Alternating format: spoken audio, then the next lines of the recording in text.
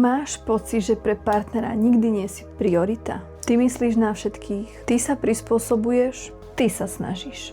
A potom, keď zistíš, že niečo potrebuješ ty, zrazu nikto tam nie je. Ale čo ak problém nie je v partnerovi? Lebo často za týmto býva presvedčenie, na mojich potrebách nezáleží. A keď tomuto veríš, samozrejme podvedome, tak sa začneš správať spôsobom, ktorý toto presvedčenie posilňuje. Začneš sa správať tak, že na tvojich potrebách naozaj nezáleží. Nehovoríš jasne, čakáš, že si to všimne, dávaš viac, než zvládaš, nedokážeš oddychovať a potom sa cítiš prehliadaná, nedocenená, nedôležitá. A namiesto toho, aby si povedala, potrebujem pomoc, nepovieš nič. A čakáš, že si to niekto všimne. Ale keď si to nevšimne, dostaneš ďalší dôkaz, že nie si dôležitá. A nie preto, že by si naozaj nebola dôležitá, ale preto, že sa správaš podľa tohto presvedčenia. A práve toto v spolupráci s klientkami často hľadáme. Nielen čo sa deje vo vzťahu, ale aké presvedčenia alebo presvedčenia to potichu riadia. Pretože keď sa zmení toto, zmení sa celá tá dynamika vzťahu.